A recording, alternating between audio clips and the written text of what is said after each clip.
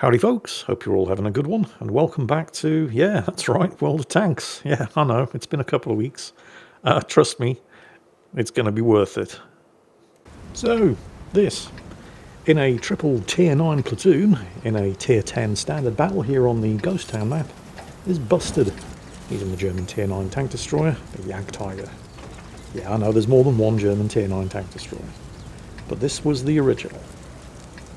I remember the first time I saw one of these things in a World of Tanks battle. I was on the Mines map. This was a very long time ago, as I'm sure you can probably imagine. This thing just destroyed everything that came anywhere near it. I was terrified of these things. And in fact, when I eventually ground my way up the German tank destroyer line and unlocked this thing for myself, I had my first 10 kill game in one of these things. It was on a map that I can't even remember the name of that is no longer in the game. But I remember the battle. Yeah, you don't forget getting 10 kills. The only time I ever got more than that was, well, I feel kind of bad. There may have been an element of seal clubbing going on. I once got 12 kills in the Tetrarch, which is tier 3 or 4, and it was on the Mines map, and it was just seal clubbing newbies. But that one doesn't count. I'm claiming the 10 kills in the Jagdtiger, though. This thing was an absolute beast back in the day. I mean, technically it still is. The tank hasn't changed. It's just the game has. It's still technically just as good as it was all of those years ago. It's just that the competition is a little stiffer than it was back then. Busted, starting off initially, taking an overwatch position on the hill at the back of the map here, and then realising that this entire eastern flank is 100% wide open. He's requesting his platoon mate and the CS-59 go over and check it out because nobody else is. And he's keeping an eye on it. And he definitely has the gun for the job.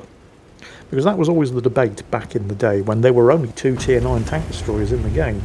The Jagdtiger and the Object 704 with the infamous BL-10 troll cannon, which it still has and which is still an amazing gun.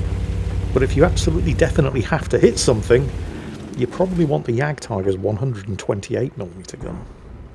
Busted moving up.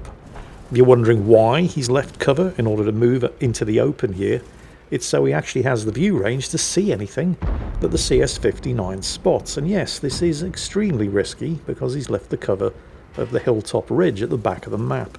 So he is 100% relying on his teammates in the town to make sure that nothing slips through and gets shots into his exposed flank, but it looks like his team aren't the only ones who have completely ignored the entire eastern end of the map. If the CS-59 was going to spot anything over there, it would have almost certainly done so by now. And he's not indicated that he's gotten spotted by anything. His sixth sense hasn't gone off, so there doesn't appear to be anything over there to spot him. Bearing that in mind, and also taking into account the fact that, well, we're more than 2.5 minutes into this battle yet, and he hasn't yet seen anything to shoot at. And since there was nothing on the flank and he had no shots at any targets from the ridge line at the back of the map, he's decided to take a bit of a chance and move into some close combat. Note that the Conway, the third member of the platoon, is staying at the ridge at the back of the map because, I mean, the Jagdtiger's armour isn't as impressive as it used to be, but it does still at least have armour. It's not something that Conway has ever been accused of, so he's staying in his ridgeline overwatch spot.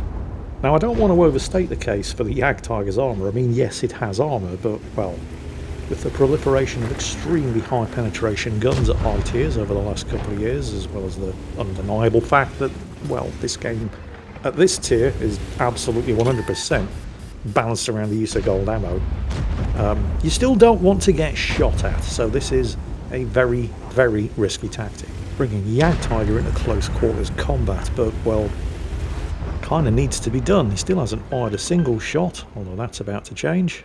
Whether he'll actually hit anything there or not is open to debate. But the team are 2 kills down, and they're trailing by nearly 5,000 hit points, which is a lot.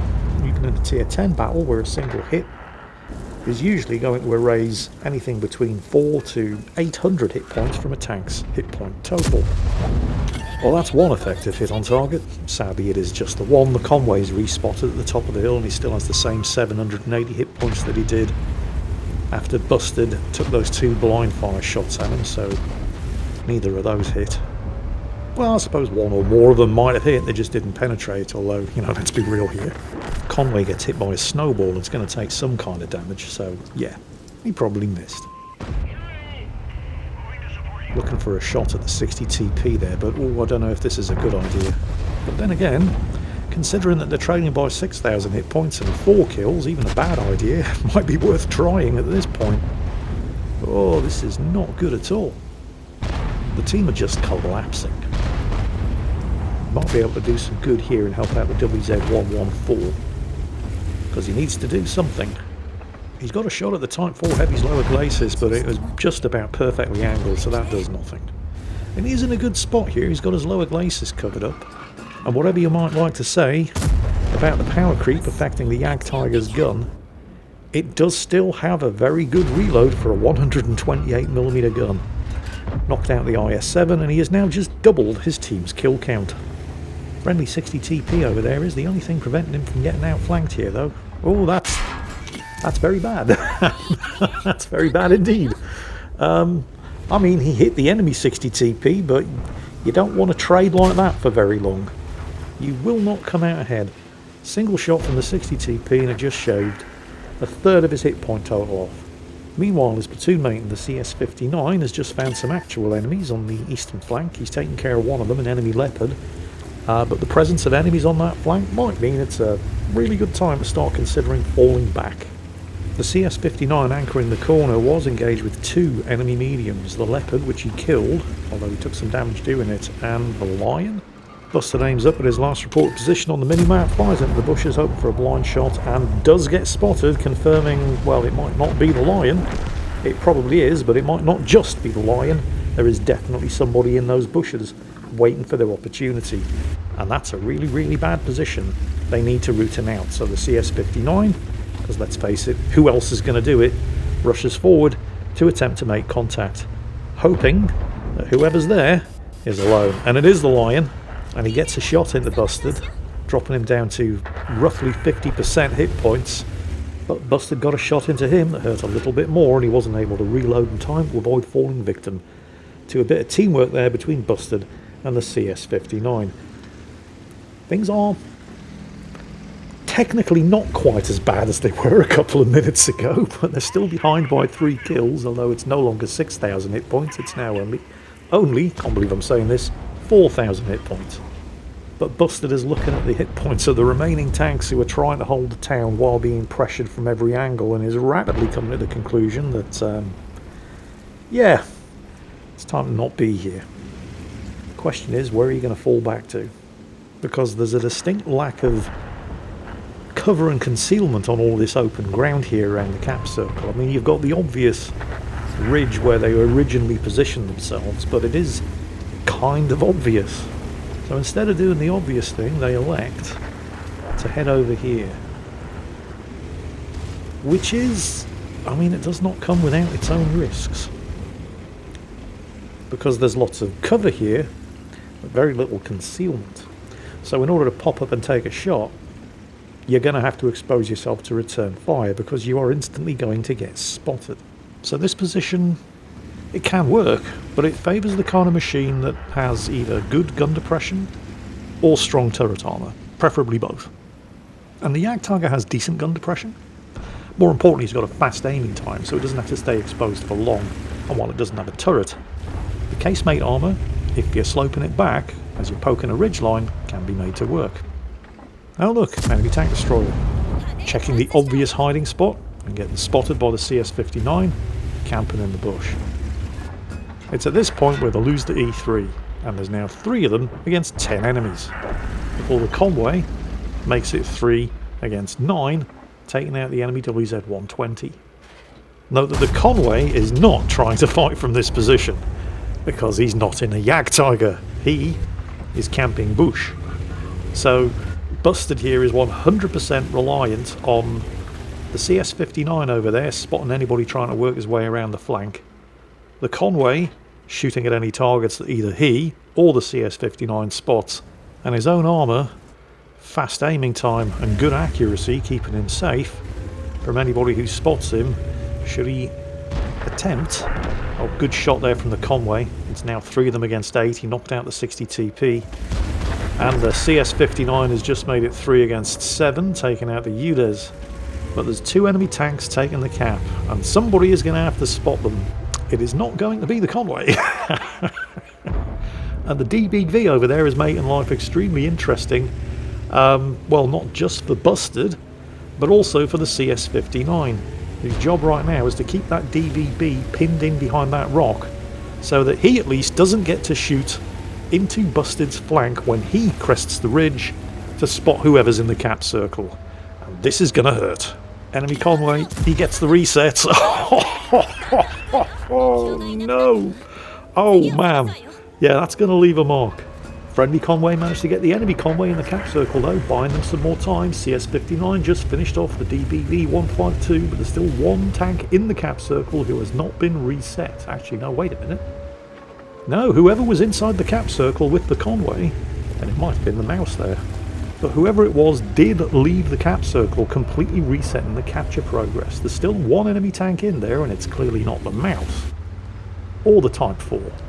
They do at least have slightly more than a minute to go before they need to worry about whoever it is inside the cap circle, because I guarantee you Busted isn't looking forward to repeating what happened the last time he crested the ridge in order to satisfy his curiosity.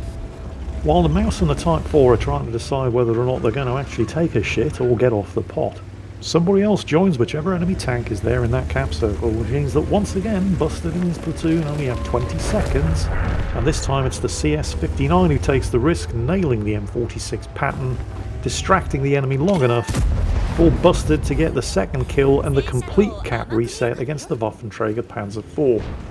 Just a couple of minutes ago it was the 3 of them against 10 enemies, and they were trailing by 2,000 hit points. Suddenly it's 3 on 3, and the hit point totals are mostly the same. Busted getting a bit nervous about the T-30 over there. Needn't have worried though, CS-59 has his back, scores his top gun, and it wasn't just the risk of the T-30 catching him exposed on this hilltop and killing him. He would have also spotted him and alerted the mouse to the fact that he's about to be invited to enjoy a spot of rough surprise butt sex.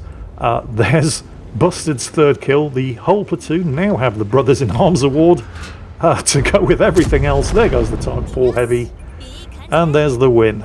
And remember, it was only 3 minutes ago that these guys were outnumbered by 10 enemies. So for Busted alone, that's Ace Tanker, Spartan, Brothers in Arms, because every member of the platoon got at least 3 kills and survived, Crucial Contribution, because the platoon between the 3 of them knocked out at least 12 enemy tanks. They actually got 13. Honestly, at this point, I think they're just showing off. And of course, also the Defender Medal. Milord Man in the CS-59 added Noskin's medal and a Top Gun to that. And Seahorse 007 in the Conway just has to content himself with a Crucial Contribution and a Brothers in Arms. The dirty, filthy, slacker casual. Leaving an enemy team wondering, how did we fuck that up?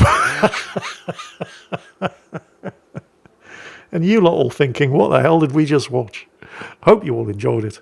And as always, take care. And I'll catch you next time.